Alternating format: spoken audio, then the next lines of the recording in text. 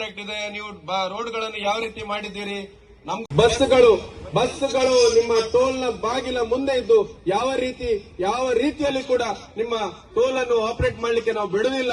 ಖಂಡಿತವಾಗಿ ಇದನ್ನು ನೀವು ಒಂದು ಸೀರಿಯಸ್ ಆಗಿ ನೀವು ಈ ಮಾತನ್ನು ತಗೊಳ್ಳಿ. ಯಾಕಂತೇಳಿ ನಿಮ್ಮ ಸುರತ್ಕಲ್ ಟೋಲ್ ನಲ್ಲಿ ಆಗಿರ್ಬೋದು, ಯಾವುದೇ ಟೋಲ್ ಆಗಿರ್ಬೋದು, ಬಸ್ ಮಾಲಕರ ಸಂಘ ನೇರವಾಗಿ ಯಾವುದೇ ಪ್ರತಿಭಟನೆಗೆ ಇಳಿಯಲಿಲ್ಲ.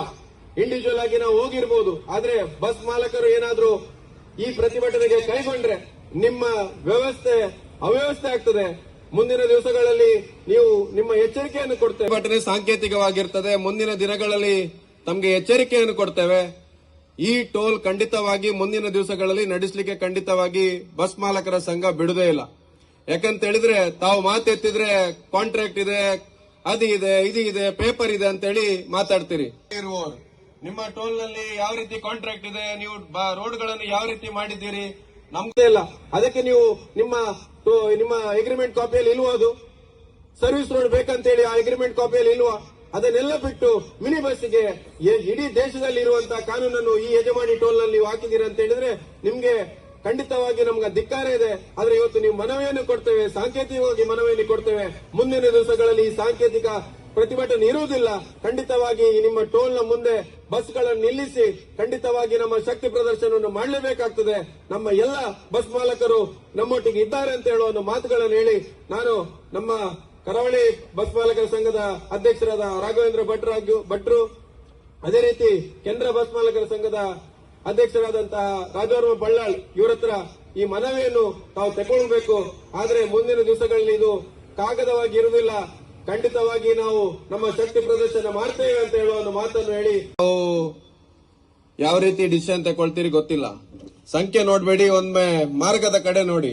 ಬರುವಂತ ಬಸ್ ಎಷ್ಟಿದೆ ಅಂತ ನೀವು ಒಂದು ಊಹಿಸಿದ್ರೆ ಸಾಕು. ನಿಮ್ಮ ವ್ಯವಸ್ಥೆ ಹೇಗಾಗ್ಬೋದು ಮುಂದಿನ ದಿವಸಗಳಲ್ಲಿ ತಾವೇ ಅನುಭವಿಸಿದ್ರೆ ತಮಗೆ ಗೊತ್ತಾಗ್ಬೋದು. ಇಡೀ ವ್ಯವಸ್ಥೆ ಅವ್ಯವಸ್ಥೆ ಆಗ್ತದೆ. ನಮ್ಮ ಈ ಪ್ರತಿಭಟನೆ ಸಾಂಕೇತಿಕವಾಗಿರ್ತದೆ. ಮುಂದಿನ ದಿನಗಳಲ್ಲಿ ತಮಗೆ ಎಚ್ಚರಿಕೆಯನ್ನು ಕೊಡ್ತೇವೆ. ಈ ಟೋಲ್ ಖಂಡಿತವಾಗಿ ಮುಂದಿನ ದಿವಸಗಳಲ್ಲಿ ನಡೆಸಲಿಕ್ಕೆ ಖಂಡಿತವಾಗಿ ಬಸ್ ಮಾಲಕರ ಸಂಘ ಬಿಡುವುದೇ ಇಲ್ಲ. ಯಾಕಂತ ಹೇಳಿದ್ರೆ ತಾವು ಮಾತೆತ್ತಿದ್ರೆ ಕಾಂಟ್ರಾಕ್ಟ್ ಇದೆ, ಅದು ಇದೆ, ಇದು ಇದೆ. 7 ಗಂಟೆ ಮೇಲೆ ನೀವು ಸ್ಟಾರ್ಟ್ ಮಾಡ್ತೀರಿ, ಗೊತ್ತಾಯ್ತಲ್ಲ? ಡ್ಯೂಟಿ ಮಾಡ್ಲಿಕ್ಕೆ ಶುರು ಮಾಡೋದು ನೀವು 7 ಗಂಟೆ ಮೇಲೆ. ನೀವು 7 ಗಂಟೆ ಮೇಲೆ ನೀವು 30 ಮಿನಿಟ್ ಮಾಡಿದ್ರೆ ನಾವು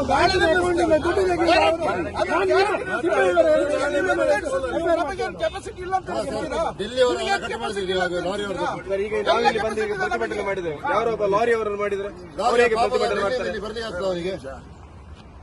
ಪೂರಾ ಬಸ್ ಉಂಟಾನ ಡ್ರೈವರ್ ಕಂಡಕ್ಟರ್ ಎಷ್ಟು ಒಟ್ಟಾಗ್ತಾರೆ ಅದು ಗೊತ್ತಿದೆ ಅವರಿಗೆಲ್ಲ, ಗೊತ್ತಿದೆ ಎಲ್ಲಿ ತನಕ ಹೋಗ್ತದೆ ಅಂತ ನಮ್ಗೆ ಗೊತ್ತಿದೆ ಅವರಿಗೆ. ದಯವಿಟ್ಟು ಇವತ್ತು ರಾತ್ರಿ ಎಲ್ಲ ಕಟ್ ಮಾಡ್ಲಿಕ್ಕೆ ಹೋಗ್ಬೇಡಿ, ಇವತ್ತೇ ನಿಲ್ಲಿಸಿಬಿಡಿ. ಯಾಕೆ ಅದು ನೀವು ಬಂದ ಮೇಲೆ ಯಾಕೆ ಸ್ಟಾರ್ಟ್ ಆಗಿದ್ದು? ನಮ್ದು ಒಂದೇ ಪ್ರಶ್ನೆ. ಇದು ನಾನು